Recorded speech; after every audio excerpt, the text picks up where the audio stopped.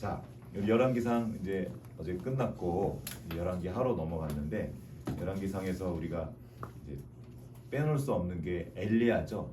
열왕기는 사실 왕들의 이야기잖아요.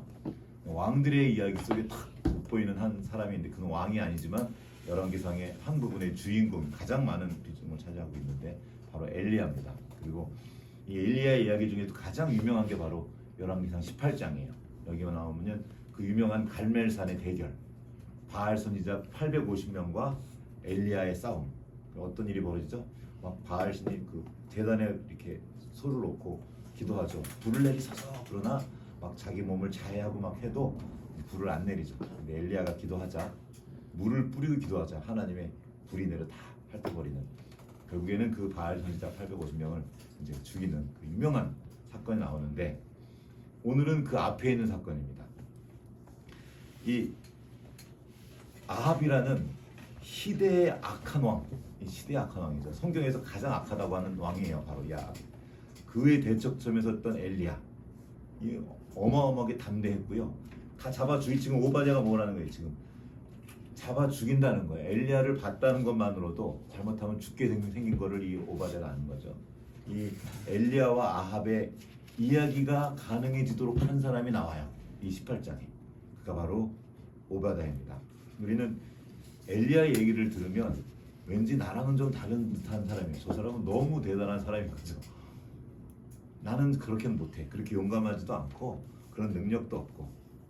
오늘은 그래서 엘리야의 얘기가 아니라 엘리야와 아합을 주선했던 그 한 사람, 이 오바댜라는 사람에 대해서 함께 나눠보려고 합니다. 그는, 이 오바댜는 아합이라는 악한 왕, 그리고 바알 신앙의 체제, 지금 여기 바알 선지자 850명이 함께 모였다는 게 뭐냐면 아예 바알 신앙이 그들에게 자리를 잡은 거예요. 그런 체제를, 하나님을 믿는 그 하나님의 신정 국가가 아니라 바알을 섬기는 국가가 된 거예요. 여로보암과 또 달라요. 여로보암은 그냥 하나님을 떠나서 자기 방식대로 이렇게 금송아지도 말고 이렇게 우상을 시작했지만, 이 아합 시대는 그게 아예 체계화된 시대였던 거예요. 그런 시대에 아합의 국내 대신 총리로 살아갔던 사람입니다. 자, 어쩌면 지금 우리는 이 아합의 시대를 살고 있는지도 모르겠습니다. 정말 하나님 믿기 살기 어려운 시대인 거죠. 세상은 점점 하나님을 떠나가고 그 하나님의 가치가 조롱받고, 하나님의 말씀을 따라 정직하게 살면 손해보는 것 같고, 손해보는 걸 넘어서서 여기는 지금 핍박을 받는 시대였습니다. 우리 오늘 본문에 등장하는 이 오바댜는 우리보다 훨씬 더 어려웠어요. 게다가 그는 바알을 섬기는 왕인 아합의 궁에서 일했어요. 그것도 아합의 최측근이에요. 생각해보세요. 지금 우리나라도 대통령이 있고 대통령의 오른팔 중에 한 분이 국무총리를 한단 말이에요. 같은 사람 취급받는 거예요. 어떻게 그러겠어요? 어떻게 다르겠어요? 근데 지금 성경에 가장 악독한 사람인 아합과 아합의 국내 대신으로 선 사람 오바댜를 말하는데, 그 오바댜가 어떤 사람이라고 나와 있죠. 여기 18장 3절 한번 읽어볼까요? 18장 3절 다 같이 시작. 아합이 왕궁 맡은 자 오바댜를 불렀으니 이 오바댜는 여호와를 지극히 경외하는 자. 왕궁 맡은 자, 총리, 요셉 같은 거예요. 왕이 다 맡긴 사람인 거예요. 왕은 자기가 왕이지만 실제적으로 왕궁을 다스리고 정치를 하는 사람이 오바댜입니다. 놀라운 이름이죠. 자, 어떻게 이 일이 가능할까? 우상 숭배가 국가 정책이 된 시대에 하나님을 경외하는 사람으로 살아남을 뿐만 아니라 그 사람이 그 왕국의 왕을 제외한 첫 번째 대신 국무총리가 될 수 있었을까? 이게 어떻게 가능했을까? 한번 오늘은 거기에 대해서 한번 살펴보려고 합니다. 먼저 오바댜라는 사람을 한번 볼게요. 오바댜라는 이름의 뜻은 여호와의 종이라는 뜻입니다. 오바디야, 이 야가 야훼야, 야훼. 엘리야 할 때 그 야훼, 하나님, 이 하나님을 뜻하는 거예요. 그러니까 하나님의 종이라는 뜻입니다. 우리는 그냥 그런가 보다 하지만 놀라운 이름이에요. 그는 지금 북이스라엘 사람이에요. 북이스라엘은 여로보암이 이제 남유다와 떨어진 뒤에 금송아지 숭배가 국가 종교로 자리 잡은 나라입니다. 왕이 바뀌어도 이 우상 숭배의 체제는 계속됐어요. 이 오바댜가 살던 시대는 여로보암으로부터 약 80년이 지난 거예요. 많은 왕들이 바뀌었고, 특별히 아합의 왕 오므리는 이 17장에 나와 있죠. 도시를 만들어요. 사마리아라는 도시를 만들어요. 새로운 도시를 만들고 나라를 아주 부강하게 했던 왕입니다. 그게 오므리 왕조인데, 그 오므리의 아들이 바로 아합이에요. 그러니까 오므리가 그 악의 원천 같은 사람인 거죠. 온 나라를 바알 시스템으로 만들어 놓고 우상 시스템으로 아주 도시를 만든다는 그런 거거든요. 시스템을 갖춘다는 거예요. 완벽한 시스템을 갖춰놓고 그 시스템의 한복판에서 리더로 살아가는 사람이 오바댜였던 거예요. 그런데 생각해 보십시오. 우리나라도 일제치하가 한 36년 살짝 남았다 그러는데 그 36년 동안에 어마어마하게 다 바뀌었습니다. 40년도 안 되는데. 그 처음에 독립운동했던 그 33인 중에 거의 대부분이 다 나중에 일제에 협력했어요. 협력했을 뿐만 아니라 아주 그냥 글 쓰고 막 남아있는 독립운동가 몇 명 없어요. 다 넘어간 거예요, 일본으로. 몇 년 만에 40년도 안 됐는데. 근데 지금 80년 동안 나라가 국가 정책으로 바알을 섬겼단 말이에요. 무상을. 그런데 거기에서 하나님을 섬기는 누군가 있었던 거예요. 아들의 이름을 자기 자식의 이름을 여호와의 종이라고 지었어요. 바알의 종이라는 게 아니에요. 여룻바알 이렇게 여호와의 이름에 넣었어요. 자, 우리는 이 이름 뒤에 있는 부모를 생각할 수밖에 없습니다. 누군가 오바댜를 하나님을 경외하는 사람으로 길러낸 거예요. 성경에 나와 있지 않아요. 누군지 모르지만 누군가 오바댜를 하나님을 경외하는 하나님의 종으로 길러냈던 겁니다. 여기 나와 있어요. 18장 12절을 보면 이제 그 엘리야와 대화하는 중에 나오는 거예요.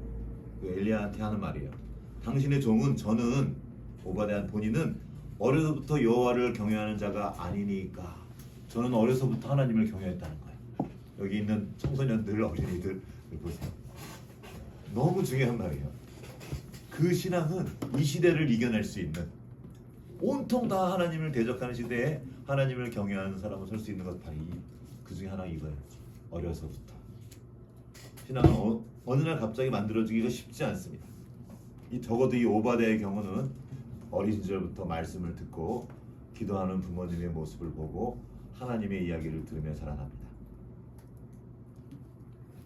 세상은 유명한 사람들을 기억하지만 하나님은 자녀를 믿음으로 길러내는 부모를 세우십니다. 그리고 북이스라엘 곳곳에 우리는 모르지만 그 와중에 하나님을 경외하는 사람을 길러냈던 가정들이 있었습니다. 이렇게 하나님은 나중에 이사야 선지자도 나오는데 남은 자들을 통해서 일하셔요. 이제 하나님은 끝났구나. 하나님은 안 계시구나. 이제 온통 다 우상의 나라가 되었구나. 온통 다 일본의 나라가 되었구나. 그 와중에도 이 민족의 전통을 꾸고왔던 우리 독립운동가들이 있었고 이 시대에도 하나님 나라의 독립운동가 같은 사람들이 거기 살아남아 있었던 거예요. 자, 이 이후에 보면 엘리야가 이제 이 열왕기상에 나오는 이 갈멜산의 전투 때 큰 승리를 했지만 그 뒤에 이제 그 아합의 부인 바알 선지자죠. 이세벨이 아주 그냥 더 막 기를 쓰고 엘리야를 잡아 죽이려고 그래요. 엘리야가 도망 다니면서 낙심한 거예요. 이렇게까지 했는데 내가 지금 너무 힘듭니다 하고 막 차라리 날 죽여주세요 막 이러면서 엘리야가 완전 낙심에 빠졌을 때 나밖에 안 남았어요. 그러니까 그때 하나님이 들려주시는 거예요. 아니야, 내가 나를 바알에게 무릎 꿇지 않은 사람 7,000명이 있어. 7,000명이 있단 말이에요. 지금 있는 거예요. 나만 하나님의 일단 저도 그걸 나만 혼자 아니에요. 지금 세계 곳곳에 이 나라 곳곳에 숨어서 드러나지 않지만 하나님을 섬기고 하나님을 따라 살아가는 여호와의 종들이 있습니다. 그리고 그런 사람들 중에 아합의 국내 대신 오바댜가 있었습니다. 겉으로 드러나지 않았지만 그 숨겨진 하나님의 사람들을 도운 거예요. 엘리야가 살 수 있도록 도운 거예요. 은밀하게 그러나 지속적으로. 아합 입장에서 보면 적군의 뿌락지를 제 옆에 두고 있었던 거예요. 하나님 나라에 그러니까 아합의 나라가 있고 하나님의 나라가 있는데 그 하나님 나라의 리더가 사역자가 아합 옆에서 함께 하나님 나라를 지켜내는 역할을 하고 있었던 거예요. 여기 보면 본문이 여기 보면 오바댜를 가리켜서 아합의 짐 맡은 자, 궁을 맡은 자라고 말합니다. 아까도 잠깐 말했지만 비서실장 내지는 뭐 대통령실 최고 권위자, 국무총리 같은 사람이라 봐도 돼요. 여기 보면 이제 온 나라가 가뭄이 커지니까 이제 그 가뭄을 돌아보기 위해서 나라를 반으로 나눠서 이렇게 시찰하는 게 나와요. 그런데 아합이 어떻게 해요? 반은 자기가 하고 반은 누구한테 맡겨요? 오바댜한테 맡기는 거예요. 어떤 거예요 지금? 완전 신뢰하는 거예요. 오바댜를 너무 신뢰하는 아합을 우리는 볼 수 있어요. 어떤 거죠? 이 오바댜가 실제로도 잘한 거예요. 아합에게 도움이 되는 사람인 걸 아합도 알고 있었고, 그리고 아합은 자기에게도 실제로 충성되게 행했던 걸 알고 신뢰하는 관계였던 거죠. 우리는 이때 주목해야 될 거 있습니다. 교회에서 오랫동안 했던 건데 왜 그런 말이 있었어요. 교회 다니는 애들은 다 비리비리하고 어떻게 실력도 없고 어때서 약간 어디 세상에서 이렇게 어디서 이렇게 성공하지 못한 애들이 교회 와서 이렇게 설치고 다니는 이런 게 한참 있었어요. 그렇게 생각해요. 왜 이렇게 시간이 많아? 교회에서 일할 시간이 이렇게 많아? 교회를 열심히 다니면 신앙이 좋으면 오히려 세상의 성공과는 거리가 멀고 세상에서는 삐리로 살아간다고 생각하는 경향이 있습니다. 그러나 성경은 그렇게 말하지 않아요. 요셉을 기억하십니까? 그는 하나님을 섬기는 사람이었지만 애굽의 총리였어요. 그것도 아주 유능한 총리였습니다. 다니엘 아십니까? 그는 바벨론, 이스라엘을 무너뜨린 바벨론의 그 무시무시한 왕 느부갓네살, 그 나라의 어느 누구도 그의 비유를 맞추지 못했어요. 그를 홀딱 반하게 한 사람이 다니엘입니다. 그런데 그는 하나님을 섬기는 사람이었어요.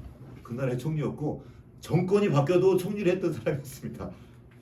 어마어마한 사람이었어요. 뭐 되게 많습니다. 여러분 에스더 아시죠? 에스더의 남편은 크세르크세스, 성경에는 아하수에라고 나와 있는데 그 그리스를 침공했던 그 영화 300에 나오는 그 무시무시한 왕이 있거든요. 그 왕의 부인이었어요.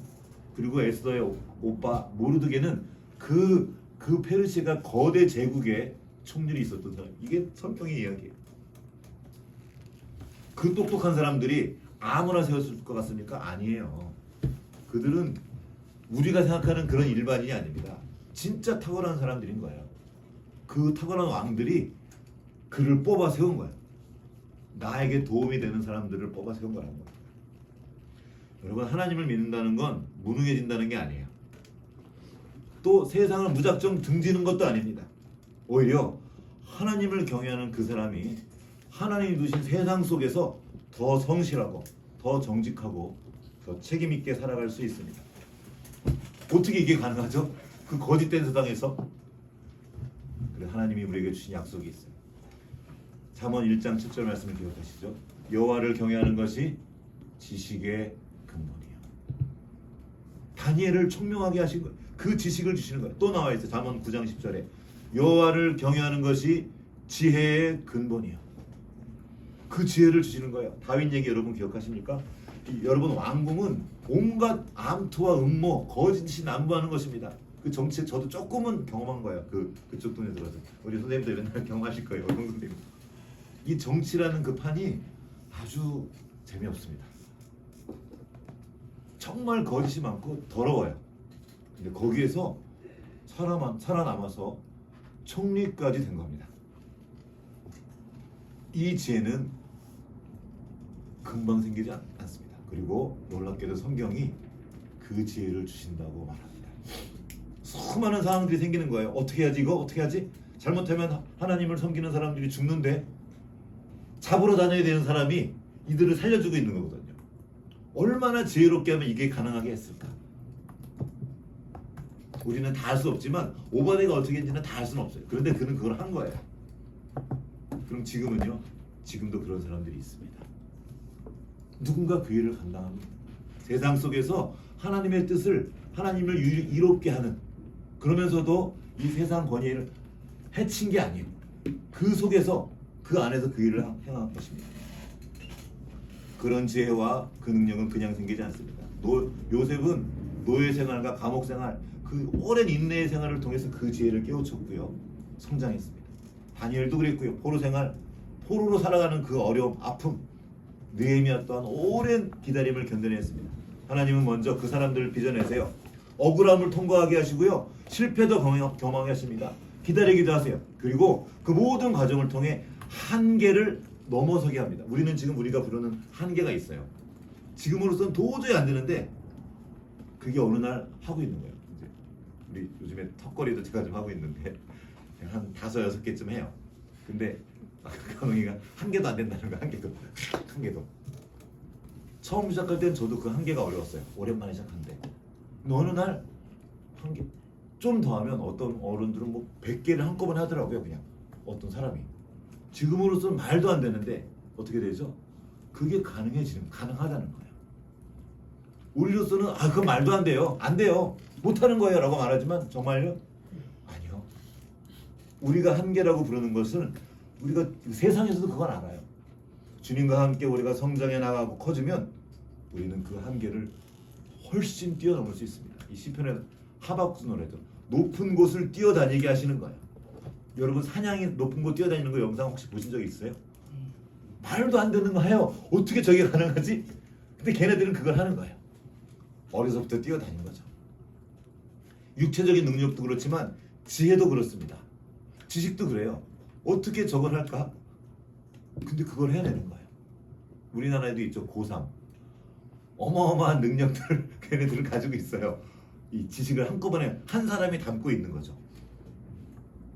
지혜도 그렇습니다. 우리로서는 이게 어떻게 가능할까 싶지만 하나님과 동행하며 하나님을 경외하며 그 지혜를 계속 받아 누릴 때, 담을 때 우리는 세상이 감당할 수 없는, 그리고 세상을 섬길 수 있는 하나님의 사람으로 준비합니다. 이전에는 꿈도 못 꿨던 어떤 일들을 어느 순간 하게 돼요. 하나님은 그렇게 당신의 사람을 지금도 준비하십니다. 또 오바댜는 그 체제 안에 있었어요. 그렇지만 그 체제의 사람은 아니었습니다. 아합 밑에서 일했지만 아합의 사람이 아니었어요. 누구의 종이라고요? 하나님의 종이, 하나님의 사람이 있었습니다. 왕궁에 살고 있었지만 왕궁의 가치관에 물들지 않았습니다. 그 바알의 가치관이 뭐냐면 쉽게 말하면 풍요예요. 풍요. 잘 먹고 잘 사는 거. 그게 바알 신앙의 핵심이에요. 핵심. 지금이 어떤 시대죠? 지금이 바로 바알 시대예요. 그들의 그 상징이 뭡니까? 황소 아니에요. 황소. 지금 저 월스트리트에 있는 그 상징이 뭐예요? 황소입니다. 우린 사실 지금 바알의 시대를 살고 있어요. 풍요의 시대. 그것이 모든 것의 가치의 최고봉에 있는 것. 한마디로 돈이죠. 만몬이라고 말하는. 우리는 그 바알의 시대를 지금 살고 있습니다. 그런데 이 오바댜는 그 바알의 시대를 살고 있었지만 그 가치관에 물들지 않았습니다. 그게 여호와의 종이에요.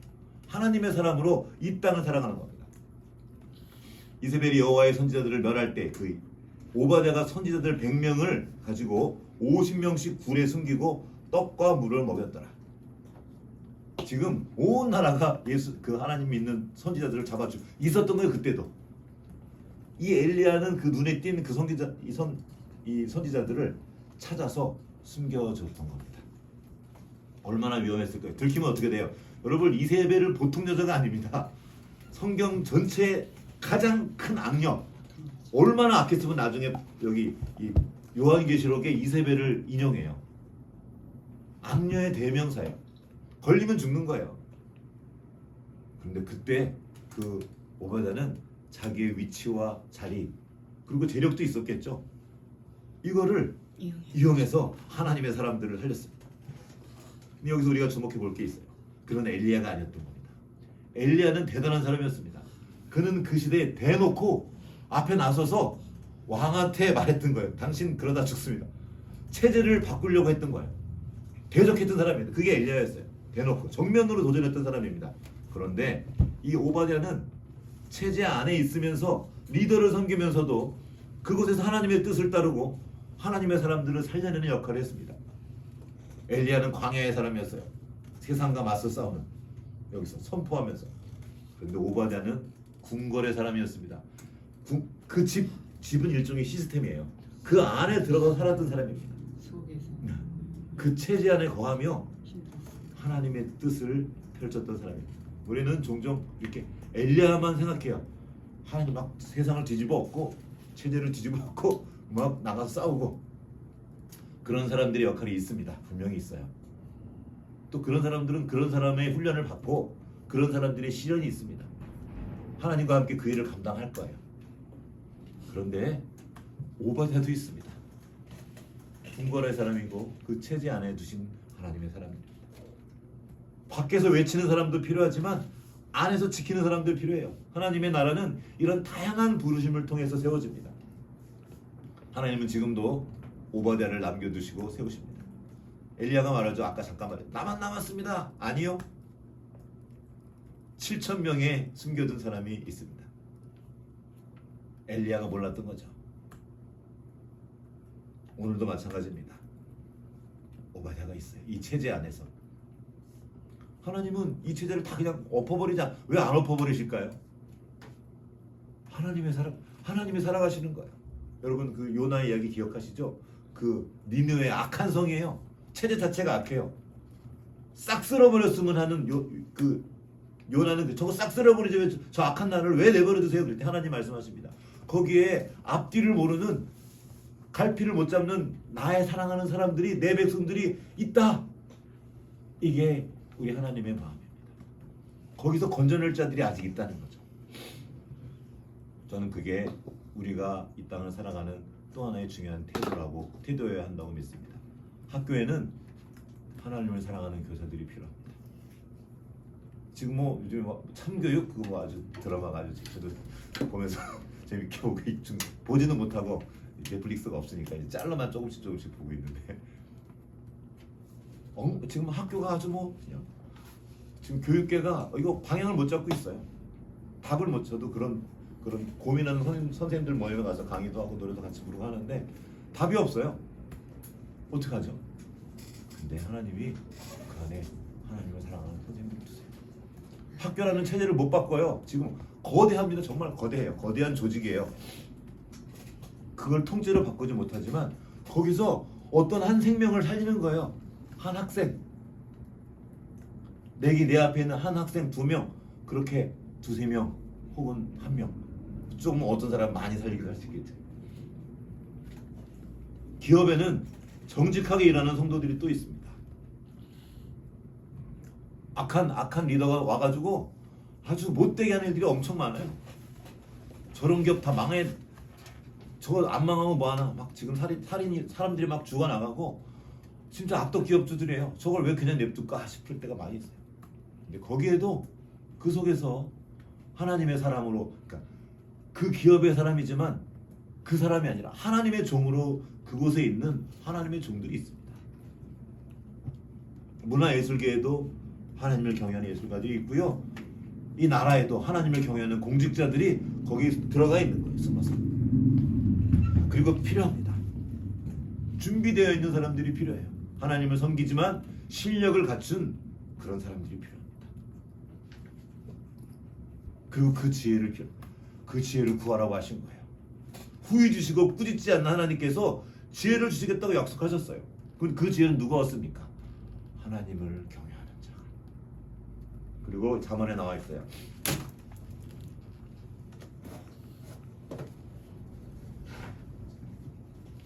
하나님을 경외하는 사람들은 어떤 일을 합니까? 생명을 살린다고 나와 있어요. 생명을 일으키는 사람들입니다. 오바댜가 그랬어요. 여기 8장 12절에 당신의 종은 어려서부터 여호와를 경외하는 자가 아니니까. 모세가 신명기에서 말합니다. 어떻게 여호와 경외하기를 배워요? 말씀을 곁에 두고 늘 읽으며 여호와 경외하기를 배우라. 이거 하는 거예요. 지금도 우리가 여기 왜 있죠? 이거 하는 거예요. 세상 막 저도 좀 어찌 보면 이 교회 주리에서 좀 벗어나 있는 사람입니다. 안타까운 게 많고요. 이래서 될까 싶을 게 되게 너무 많아요. 이게 교회인가 바알 교회인가 하나님의 교회인가 싶을 때가 있어요. 저는 그래도 엘리야감은 아닌 것 같아요. 그렇게 용기도 없고요. 잘 못하겠어요. 적어도 내게 두신 그곳에서 하나님을 섬기며 살기를 소망하는 마음입니다. 그리고 우리에게 주신 다음 세대, 여기 있는 친구들이 하나님을 경외하는 사람으로 준비되길 바랍니다. 그렇게 기도하고 있어요. 그리고 그런 사람들이 지금 우리는 모르지만 저도 모르지만 곳곳에 있습니다. 우리는 크지도 않고 화려하지도 않고 힘도 없어요. 영화 신들러 리스트 여러분 보지는 못했어도 이야기는 들어보셨을 거예요. 유태인들 나치 치하에서 유태인 죽일 때 유태인들을 수많은 1,100명인가를 살렸다 그러더라고요. 그 신들러가 했던 그 명단에 들어간 사람은 살았다고 그러더라고요. 그 신들러는 나치 당원이었어요 원래. 그리고 이렇게 착한 사람, 의로운 사람이 약간 바람기도 있었다고 하고 돈 좋아했던 사람이었어요. 사업가였어요. 근데 그가 어느 날 한 소녀를 통해서 생명의 소정을 만납니다. 그리고 사람들을 살리기 시작하는 거예요. 나치의 체제를 무너뜨리지도 않았고 나치를 대적하지도 않았지만 그곳에 있으면서 1,000명이 넘는 생명을 살렸습니다. 그 나와 있는 그 영화에 한 생명을 구하는 것은 세상을 구하는 것이다. 이게 성경의 가치예요. 한 영혼을 천하보다 귀하게 여기는 나라, 그게 하나님의 나라고 우리는 그 나라의 가치를 따라 움직이는 사람들입니다. 오바댜가 그랬어요. 그는 아합 정권을 무너뜨리지 않았습니다. 바알 숭배를 끝내지도 못했어요. 그러나 그는 그곳 살면서 선지자 100명을 살렸습니다. 한꺼번에 100명 뭉떼기로 이렇게 무리로 삼은 게 한 명 한 명 살린 거예요.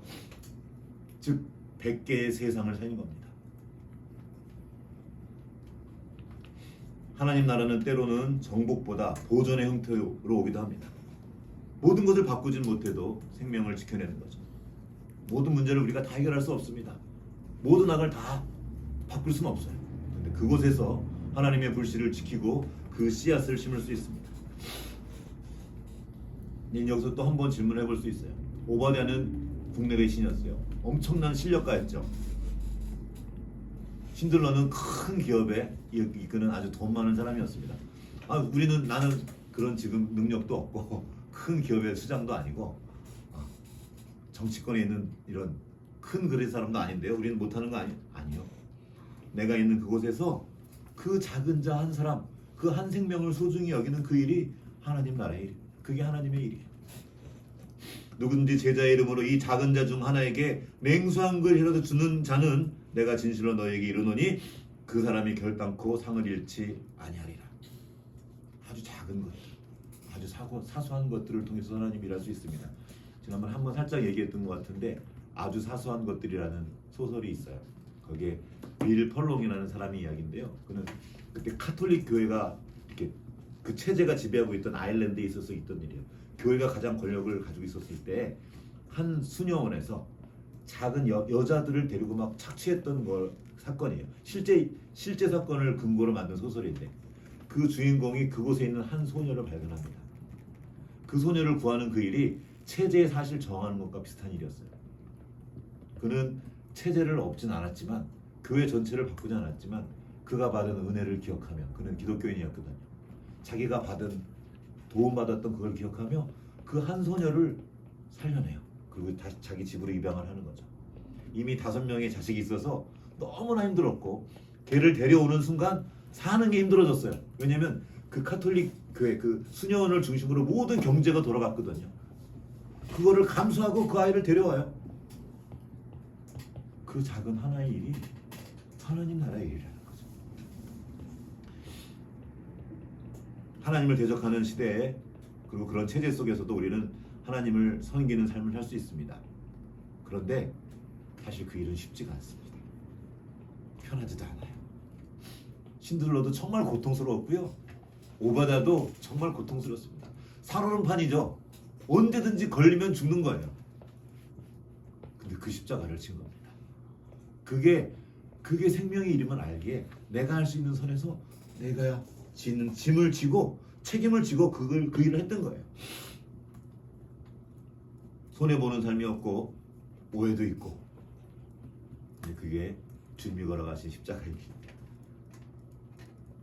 우리는 주님께서 우리를 온 세상을 구원하라고 부르지 않으셨어요. 그건 주님이 하셨습니다.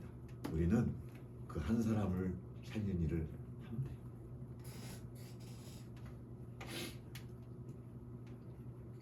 그게 바로 하늘에 속한 사람입니다.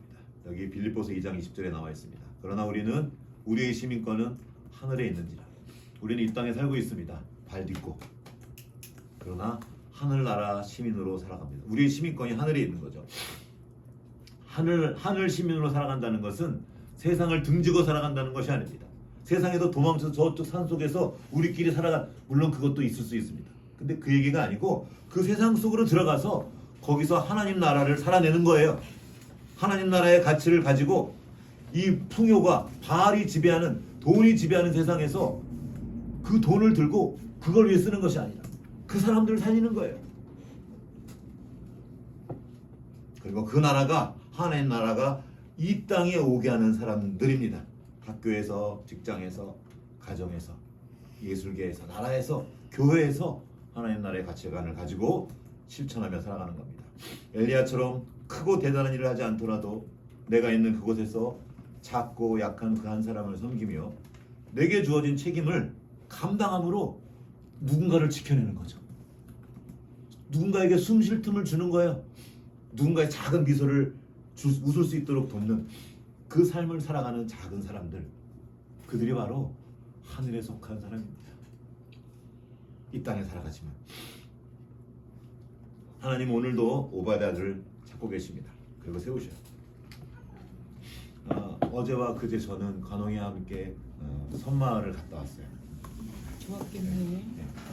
이번에는 간홍이를 카혼 연주자와 마술 강사, 다시 말하면 예술 강사로 모시고 가. 물론 사례는 별로 없었지만 네.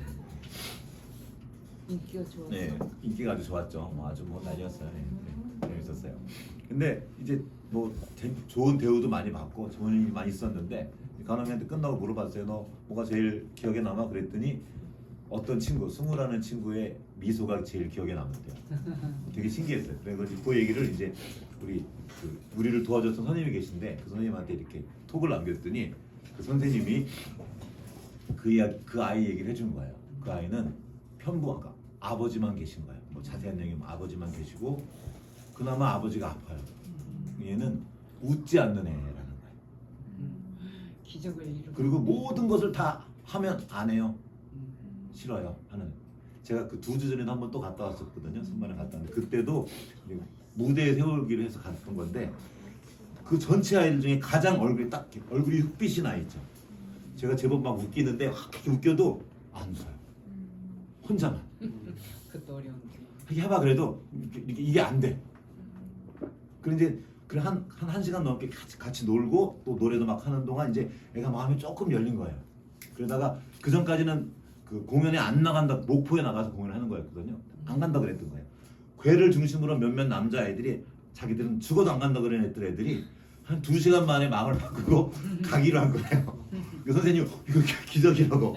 그래서 걔를 데리고 목포에 가서 공연을 했고 거기에서 박수란 걸 받아본 거예요. 알지도 못한 사람들이 그러니까 그냥 이렇게 하교회 같은 느낌이 아니고 실제로 무대에서 막 사람들이 환호하는 거를 보고 얘네들이 좋았던 거죠. 이번에 2주 뒤에 또 더 큰 공연이 이제 지역에서 하는 큰 공연이었는데 이때는 아무런 갈등 없이 무조건 하는 거예요. 그리고 그때 안 했던 애들이 이제 자기도 하겠다고 같이 왔던 거예요. 이게 하는 게 대세가 일단 아이들은 그래. 하는 게 대세가 되면 하거든요. 하는데 이 승우란 아이를 저 또 본 거예요. 여전히 이게 어려워요. 그런데 이제는 자기가 그걸 이렇게 하는 거예요. 살짝만 웃으면 미소의 기미만 입꼬리만 조금 올라가도 가가지고 승우 미소 멋있어 그러고 가서 이제 하이파이브 하고 그럼 또 이제 웃으면서 이러면서 지가 그걸 애쓰는 거예요. 그리고 이제 결국에는 이제 가망이의 카드 마술이 이제 확 넘어갔죠. 맞아. 이거 뭐야 그러면서 여기 앞서 근데 저는 애들이 좀 떨어져 있었거든요. 편하게 있으라고. 그때 또 뭘 봤는지 모르겠지만 아, 네. 그리고 그 선생님은 그거를 기적이라고 불렀어요. 기적을 이루고 왔네. 선생님이 보내준 편지를 그대로 읽어볼게요. 승우가 한부모 가정이고 아빠도 아프셔서 웃지도 인사도 뭐든 안 한다고 하던 아니었는데 합창을 하면서 웃고 점점점하고 그 기적입니다. 그리고 간호이 덕분에 더 행복했던 것 같습니다. 대단합니다. 고맙다고 전해주세요. 선생님은 저와 간호이를 대단하다고 말했지만 저한테는 그 선생님이 대단한 거였습니다. 그 이제 오며 가며 이제 그분이 우리를 계속 이렇게 차를 태워주셨어요. 지역아동센터는 토요일 날은 근무 시간이 아닙니다. 그리고 가족과 함께 목포로 나가는 시간인데 금요일과 토요일을 반납하고 저희 우리 부자를 이렇게 섬겨줍니다. 선생님이 미하게 살던 분이었대. 여기가 그 성신여대 수위가 저기 나가버렸던 거예요. 근데 어찌어찌 해서 이 섬 사람이랑 만나서 결혼해가지고 섬으로 가가지고 정말 싫었던 거죠. 그리고 너무 힘들었던 거예요. 거기 그 깜깜한 곳에 지금도 밤에 운전하면 불이 하나도 없거든요. 그래서 주말에 되면 무조건 자기는 도시 가족들 목포로 나가는 거예요. 지금도 너무 힘든데 거기에서 그 아이들을 만나는 거예요. 그리고 이 아이들에게 다 쏟아붓는 거예요. 그리고 그 아이들을 위해 뭐라도 하는 거예요. 이번에는 사실 인생학교가 돈 이렇게 별로 많이 지원을 못해서 그 지역아동 센터를 중심으로 제가 내려갔던 거예요. 그분들이 계셔서 선생님 4분 정도가 그 아이들을 섬기고 있는 거예요. 그 아이들이 웃는 게 너무 좋고 그걸 위해서 계속 그 선생님이 거기 있으면 애들을 가르쳐 놓으면 한 번 공연으로 한 번 가르쳐서는 공연 못 하잖아요. 가르쳐서 제가 가서 그걸 다 노래 외우게 시킨 거예요. 그래서 무대 세운 건데 그냥 그분들은 고마운 거예요. 우리가 같이 오면 너무 고마워. 그리고 본인들의 수고는 전혀 생산되지 않아요. 우리는 뭐 조금만 하고도 이거 내가 했고 이것도 했고 저것도 했고 자기가 해준 걸 계속 말하잖아요. 근데 전혀 그런 건 없이 그냥 고맙기만 한 거예요. 그래서 서울에 가서 고맙다고 그리고 다 해주고 밤에도 이거 날 긴 거리를 아무런 저거 없이 왔다 갔다 해주고 그 수고 덕분에 우리 아이들은 큰 무대에서 노래하고 잊을 수 없는 특별한 공연을 만들었습니다. 그곳에 있는 아이들 별로 그러니까 그 시골의 문화가 있어서 어른들이 잘 몰라요. 애들. 근데 약간 방치. 아이들이 부모가 잘 오지도 않아요. 그렇게 큰 공연하는데도. 어쩌면 부모마저 별로 신경 쓰지 않는 아이들을 품에 안고 그 아이들의 미소를 위해 수고를 마다하지 않고 기꺼이 기쁨으로 그 일을 하는 그 선생님들이 저는 하늘에 속한 사람이라고 믿습니다. 교회 생활도 열심히 못해요. 신앙이 있는데 그곳에서 주님의 이름으로 그 한 아이를 섬기는 거죠. 저는 그분이 오바다라고 이제 느꼈어요. 올라오는 길에 설교 준비를 하면서 올라왔는데 그거죠. 세상 속에 살아가며 그 한 생명을 위해 섬기는 사람들, 살려내고 지켜내는 그 사람들, 그게 오바다구나, 여호와의 종이구나. 우리가 오늘 하늘에 속한 삶을 살기 위해 엘리야가 되지 않아도 괜찮습니다. 오바다나 신들러처럼 대단한 위치에 서지 않아도 됩니다. 할 수 있다면 그 자리에 서는 것도 전 귀한 일이라고 믿습니다. 오바다가 되세요, 우리 청년들. 그러나 혹시 그렇지 못하다 할지라도 내가 있는 곳에서 주님의 이름으로 그 한 생명을 천하보다 귀하게 여기며 섬길 때 그곳에 하나님이 계십니다. 그리고 하늘나라가 있습니다. 우리가 그 하늘나라를 살기 원합니다. 그 어디나 하늘나라, 주 예수와 동행하는 그곳, 그 작은 날 하나님의 사랑을 받아 누린 사람으로 누군가를 사랑하고 그 한 생명을 섬기는 그 자리에 주님이 함께 계십니다. 같이 기도합시다. 노래합시다. 사랑의 나눔 있는 곳에 하나님께서 계시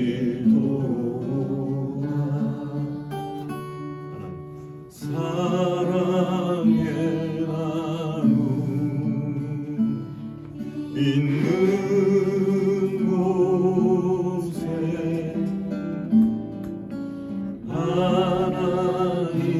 하나님께서 계시도다.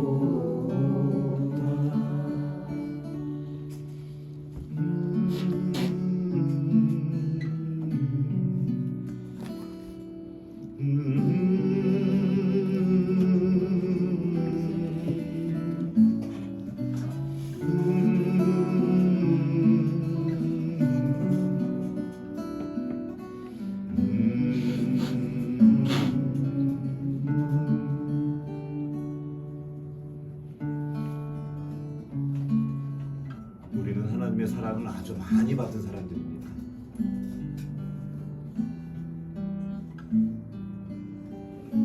하나님께서 우리에게 그 많은 사랑을 부어주신 것은 나누라고 그러신 겁니다.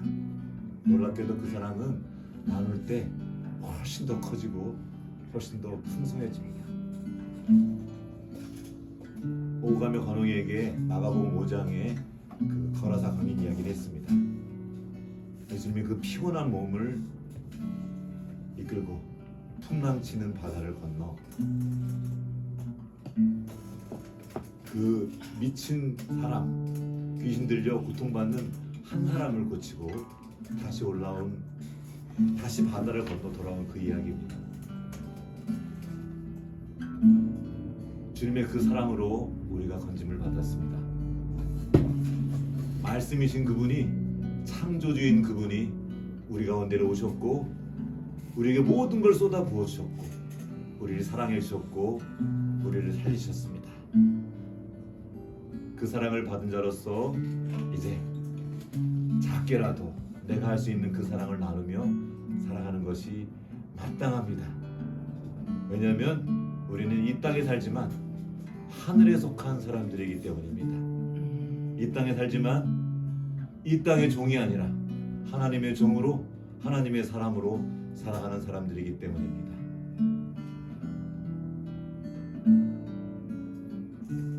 우리가 나누는 그 현장에 하나님이 계시며 하나님이 높임 받으십니다. 주님, 우리에게 은혜를 베풀어 주시고 그 생명을 흘러게 하는 삶을 살도록 인도하여 주시옵소서. 지금은 교회의 머리 되신 우리 구주 예수 그리스도의 은혜와 하나님 아버지의 크신 사랑하심과 성령의 교통하심이 우리 가운데 오셔서 우리의 생명을 살려주시고 우리를 사랑해 주시고 우리가 이 땅에 있지만 이 땅에서는 감히 상상도 할 수 없는 그 아름다운 하나님 나라의 가치를 알고 그 아름다움을 본 사람으로서 그 풍성함을 누리며 살기 원하는, 그러며 나누며 살기 원하는 여기 모인 모든 주님 나라의 사역자들 가운데 이제로부터 영원토록 함께 하셨기를 간절히 축원하옵나이다. 아멘.